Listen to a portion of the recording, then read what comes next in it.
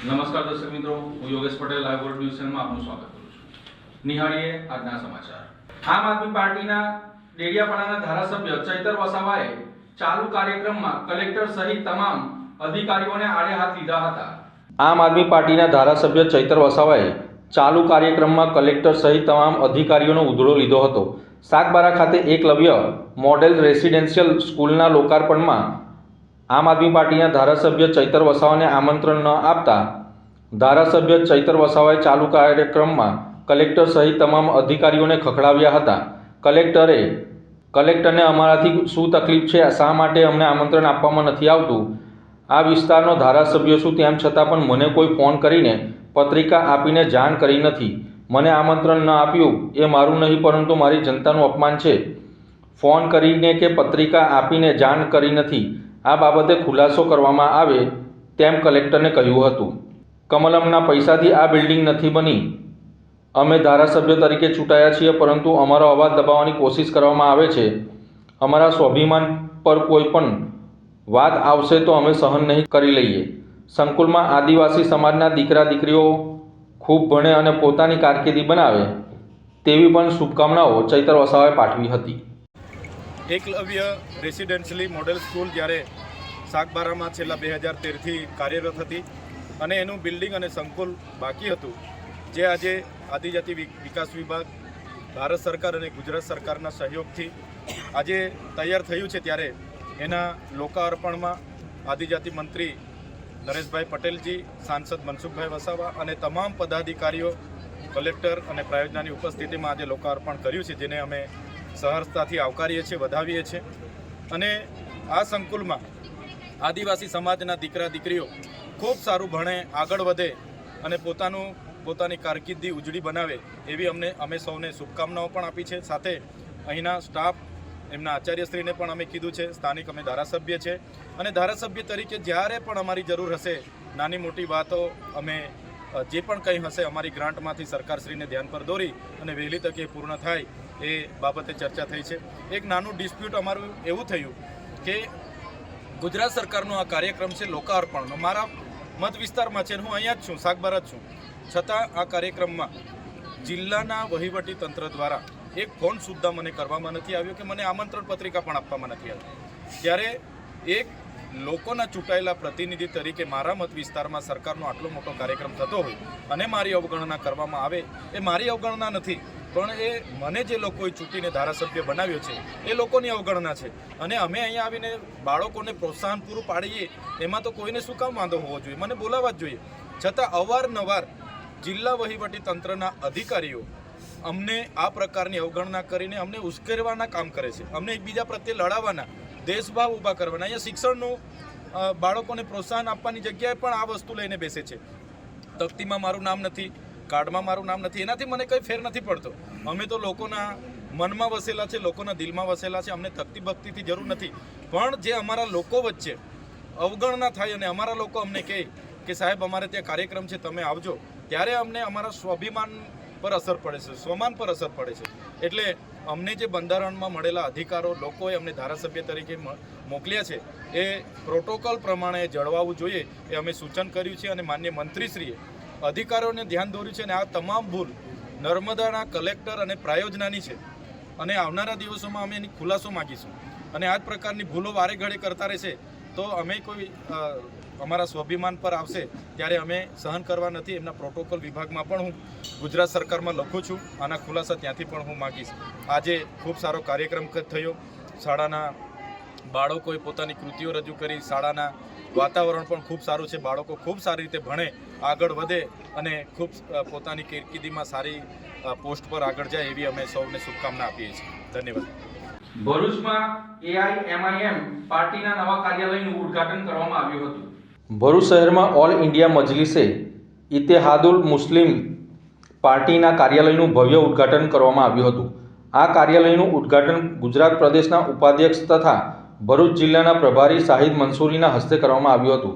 કાર્યાલયના ઉદ્ઘાટન પ્રસંગે પાર્ટીના આગેવાનો, કાર્યકર્તાઓ અને સમર્થકો મોટી સંખ્યામાં ઉપસ્થિત રહ્યા હતા। આ અવસરે AIMIM પાર્ટીએ સંગઠનને વધુ મજબૂત બનાવવાના હેતુથી શહેર અને મહત્વપૂર્ણ જવાબદારી સોંપી હતી। આ કાર્યક્રમ દરમિયાન જફર શેખ MIM પાર્ટીના ભરૂચ શહેર પ્રમુખ તરીકે વરણી કરવામાં આવી હતી. નવી વરણી સાથે જ પાર્ટી દ્વારા ભરૂચ શહેરના સામાજિક અને રાજકીય પ્રવૃત્તિઓને વધુ ગતિ આપવાનો સંકલ્પ કરવામાં આવ્યો હતો. પાર્ટીના કાર્યાલયનું ઉદ્ઘાટન અને નવી નિમણૂકના પગલે પાર્ટીના કાર્યકર્તાઓ અને સમર્થકોમાં ઉત્સાહનો માહોલ જોવા મળ્યો હતો. આગેવાનોએ ભવિષ્યમાં ભરૂચ જિલ્લા સંગઠનમાં વિસ્તરણ અને જનસંપર્ક વધારવા પર ભાર મૂક્યો હતો. આજે તારીખ 1/1/2026ના દિવસે ભરૂચ ખાતે ભરૂચ શહેરના પ્રમુખ તરીકે જફરભાઈ શેખને શહેર પ્રમુખ બનાવવામાં આવ્યા. સાથે સાથે આવનારી નગરપાલિકાની જે ઇલેક્શન આવવાની છે એના માટેની તૈયારીઓ પણ કરવામાં આવી. આજે ભરૂચ શહેર ખાતે ભરૂચ શહેરની કાર્યાલયનું એક ઓપનિંગ કરવામાં આવ્યું. સાથે સાથે મોટી સંખ્યાની અંદર ભરૂચ શહેરના આગેવાનોને સંબોધન પણ કરવામાં આવ્યું. હોદ્દેદારોને હોદ્દાઓનું વિતરણ પણ કરવામાં આવ્યું અને જણાવવામાં આવ્યું કે આવનારા નગરપાલિકાના ઇલેક્શનની અંદર all India Majlis Ittehadul Muslimeen party ગુજરાતના સદર સાબિરભાઈ કાબલીવાલાની આગેવાનીની અંદર ભરૂચ નગરપાલિકાના ઇલેક્શન લડવાની છે મજબૂતીથી અને આવનારા સમયની અંદર લોકોના ન્યાય માટે, હક અધિકાર માટે નગરપાલિકાની અંદર અવાજ ઉઠાવશે અને દરેકને ન્યાય અપાવવાનું, અધિકાર અપાવવાનું અને દરેકના કામ કરવાનું કાર્ય કરશે તેવી બાહેધરી પણ આપીએ છીએ. અંકલેશ્વર GIDCમાં ઉત્તરાયણ પર્વના સલામતી માટે સેફટી ગાર્ડ વિનામૂલ્યે વાહન ચાલકોને લગાવી આપવામાં આવ્યા હતા. અંકલેશ્વર GIDCમાં આગામી દિવસોમાં આવી રહેલ ઉત્તરાયણના તહેવારને ધ્યાનમાં રાખીને 2 વ્હીલર વાહનો પર સેફટી ગાર્ડ એટલે કે તાર લગાડી વાહન ચાલકોને સુરક્ષા અને સલામતીની દરકાર લેવાઈ હતી. ઉત્તરાયણ પર્વ સમયે પતંગના દોરાથી ઘણા લોકોના ગળા કપાઈ જવાના બનાવો બનતા રહે છે, જેના કારણે અનેક લોકોએ પોતાના જીવ પણ ગુમાવ્યા છે. ત્યારે 2 વ્હીલર વાહન ચાલકોએ પતંગના દોરા સામે રક્ષણ મળી રહે અને તેઓ સુરક્ષિત રહે તે માટે અંકલેશ્વર GIDCના Amit industries petrol pump, Ankleshwar GIDC police દ્વારા વિનામૂલ્યે સેફટી ગાર્ડ એટલે કે 2 વ્હીલર પર તાર લગાડી આપવામાં આવ્યા હતા, જેનો મોટી સંખ્યામાં અનેક વાહન ચાલકોએ લાભ લીધો હતો.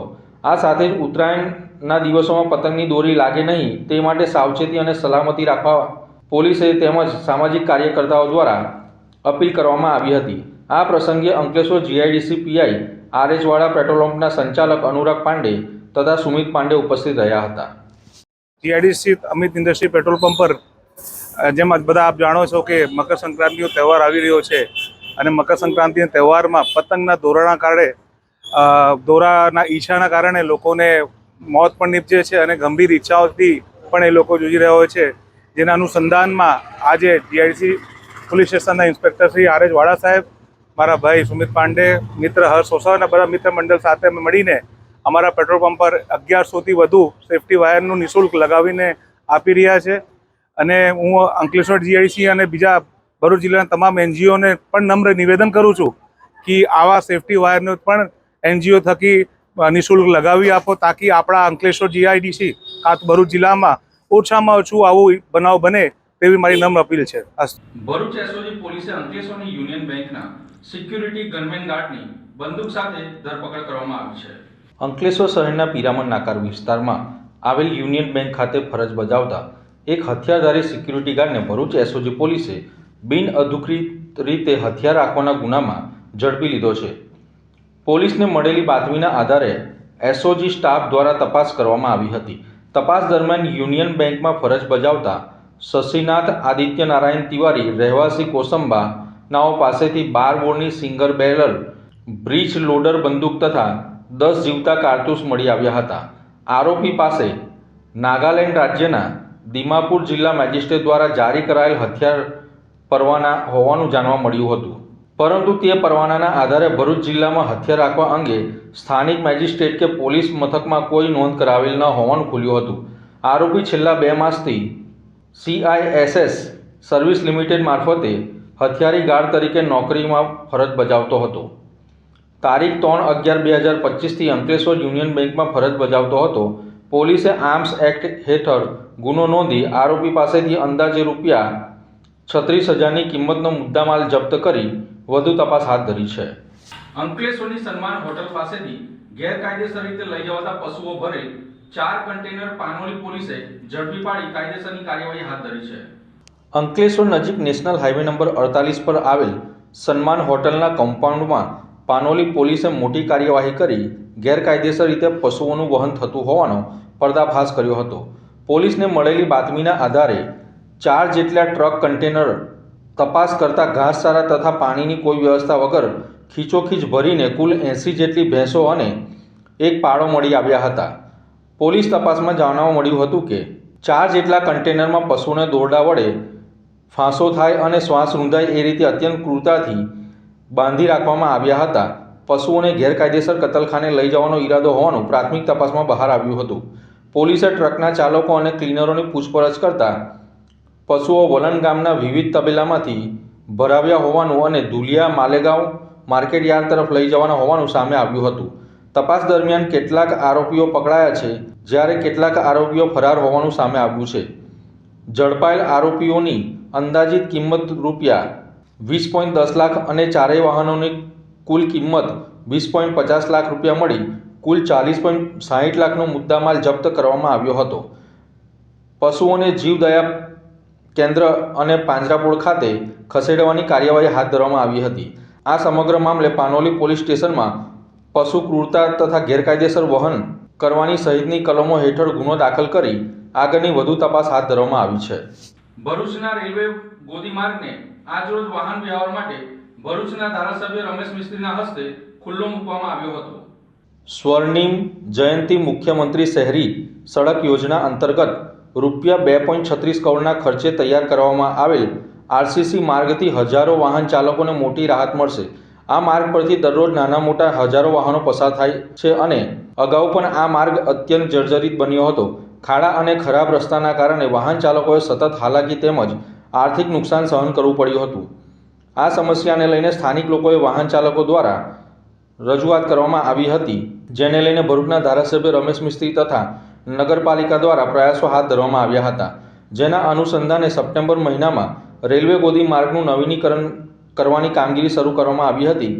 અંદાજે 1 કિલોમીટર લાંબો અને 8 મીટર પહોળો આ આરસીસી રોડ તૈયાર કરવામાં આવ્યો છે.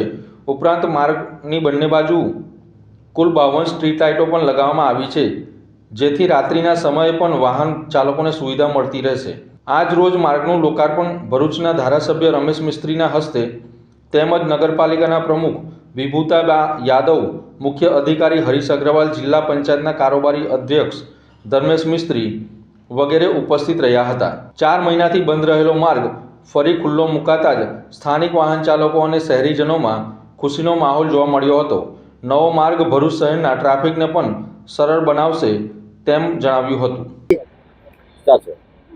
આજે ભરૂચ નગરપાલિકા દ્વારા ભરૂચ રેલવે ગોડીથી નર્મદા એલ્યુમિનિયમ સુધીનું લગભગ 1000 મીટર લાંબો આરસીસી રોડનું લોકાર્પણ કરવામાં આવ્યું છે. 2 કરોડ 37 લાખ રૂપિયાના ખર્ચે આ રોડ તૈયાર થયેલો છે.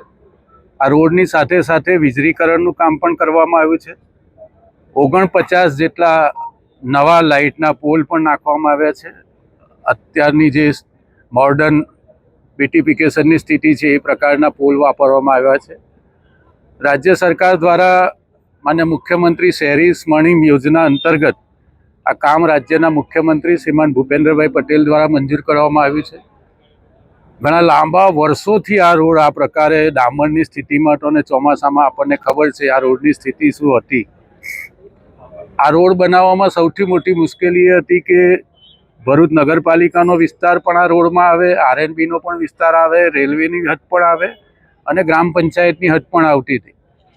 એક કરતાં વધારે વિભાગો આવતા હોવાના કારણે આ રોડ બનાવવામાં મુશ્કેલી હતી, પરંતુ મુખ્યમંત્રીને રજૂઆત કરતા રાજ્યના અત્યંત મક્કમ અને સંવેદનશીલ મુખ્યમંત્રી શ્રીમાન ભૂપેન્દ્રભાઈ પટેલે બહુ મોટી રકમ આપણને આપીને આ 2 કરોડ 37 લાખ રૂપિયાના ખર્ચે આ મંજૂર કરવામાં આવ્યું છે. આ સાથે જોડાયેલા જે કલેક્ટર ઓફિસ સુધીના બંને બ્રિજની નીચેના રોડ છે એ પણ મંજૂર કર્યા છે. આ જ મહિનામાં એ કામ પણ આપણે પૂર્ણ કરવાના છે. સાથે સાથે નંદેલાવ બ્રિજથી ઇંગલ્લા ચોકડી સુધીનો પણ ડબલ 4 લેન રોડની પણ દરખાસ્ત રાજ્ય સરકારમાં થઈ છે, અંદાજિત 10 કરોડના ખર્ચે. એ પણ આ મહિનામાં મંજૂર થવાની સંભાવના છે. આ જે રોડ છે એ ગામડાઓ માટે, શહેર માટે અને ભરૂચના આસપાસના તમામ ગામો માટે અને સોસાયટીના રહીશો માટે પણ ખૂબ ઉપયોગી રોડ છે. જે પ્રકારની માહિતી મળી રહી છે એ પ્રકારે આ વિસ્તારના લોકો, આ રોડનો ઉપયોગ કરનારા જે નાગરિક ભાઈઓ બહેનો છે એને ખૂબ સંતોષ છે. 1 મહિના સુધી આ રોડ બંધ થવાના કારણે નાગરિકોને મુશ્કેલી પણ પડી છે. એના માટે પણ અમે માફી માંગીએ છીએ અને જે સહયોગ નાગરિકોએ આપ્યો છે એનો અમે આભાર પણ માનીએ છીએ અને ભરૂચના લોકોની સુવિધામાં આ રોડના લોકાર્પણના કારણે હવે વધારો થશે. ભરૂચના હોસ્ટેલ ગ્રાઉન્ડ ખાતે જ્ઞાન ગંગોત્રી કાર્યક્રમ યોજવામાં આવ્યો હતો. ભરૂચ શહેરની મધ્યમાં આવેલ હોસ્ટેલ ગ્રાઉન્ડ ખાતે ભરૂચ એજ્યુકેશન સોસાયટી સંચાલિત BES યુનિયન દ્વારા 2 દિવસીય જ્ઞાન ગંગોત્રી કાર્યક્રમનું ભવ્ય આયોજન કરવામાં આવ્યું હતું. તારીખ 3 અને 4 દરમિયાન યોજાયેલ આ વિશિષ્ટ મહોત્સવમાં ગણિત વિજ્ઞાન પ્રદર્શન, પુસ્તક મેળો, સાંસ્કૃતિક કાર્યક્રમો અને ફ્રી મેડિકલ ચેકઅપ જેવા કેમ્પ રાખવામાં આવ્યા હતા. આ પ્રસંગે સંસ્થાના પ્રમુખ દુષ્યંતભાઈ પટેલ, પૂર્વ આચાર્ય વાસંતીબેન દિવાન, પૂર્વ શિક્ષક સનતભાઈ રાણા અગ્રણી અને પૂર્વ વિદ્યાર્થી નરેશ ઠક્કર સહિતના લોકો ઉપસ્થિત રહ્યા હતા. વિશેષ રૂપે રોટરી ક્લબના સહયોગથી યોજાયેલ મેડિકલ કેમ્પનો અનેક લોકોએ લાભ લીધો હતો. ગણિત વિજ્ઞાન પ્રદર્શનમાં શાળાના 114 જેટલા ઉત્સાહી વિદ્યાર્થીઓએ પોતાની મૌલિક સૂઝબૂછથી તૈયાર કરેલી અંદાજે 50 જેટલી કૃતિઓ રજૂ કરી પોતાની વૈજ્ઞાનિક પ્રતિભાનો પરિચય આપ્યો હતો. જ્ઞાન અને સ્વાસ્થ્યના અનોખા સંગમ સાથે આ કાર્યક્રમ સમગ્ર વિસ્તારમાં પ્રશંસાને પાત્ર બન્યો હતો. એક સ્કૂલ જો ભરૂચના જૂના ભરૂચમાં હોય તો અમે અમારા વિદ્યાર્થીઓ ત્યાં એ મીડિયમમાં ભણાવી શકીએ, પણ કહેતા આનંદ થાય છે કે પરવાનગી મળી ગઈ છે ને આવનારા દિવસોની અંદર સપનું પણ આપણું પૂરું થવાનું છે. સાથોસાથ આજના જ્ઞાન ગંગોત્રીની અંદર મેડિકલ કેમ્પ પણ યોજવામાં આવ્યો છે અને મેડિકલ કેમ્પ આ વિદ્યાર્થીઓને આંખો અને દાંત અને વિવિધ કેટેગરીની અંદર એ લોકોનું ચેકઅપ પણ થશે. સાથે સાથે મેથ્સ અને સાયન્સ વિજ્ઞાનના સ્ટોલ્સ પણ છે અને લગભગ 2 દિવસ સુધી ચાલનારો આ પ્રસંગ છે.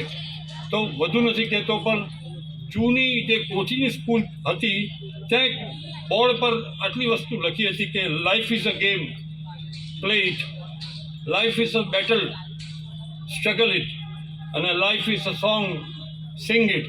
હું માનું છું ત્યાં સુધી હજુ એક એની અંદર એડ કરવા જઈએ તો સ્વામી વિવેકાનંદજીની જયંતિ 12મી જાન્યુઆરી આવે છે, પણ આપણે એમને અત્યારે યાદ કરી લઈએ કે એમના જે બુક છે એમાં એક લખ્યું હતું કે what is the meaning of life. એમણે કહ્યું, સ્વામીજી જવાબ આપ્યો, life itself has no meaning, it is an opportunity to create a meaning. તો આજ જે સૌએ જે સ્કૂલને શરૂઆત કરીને અત્યાર સુધી જે આ બધા પ્રયત્નો થઈ રહ્યા છે એ ખરેખર સાર્થક છે.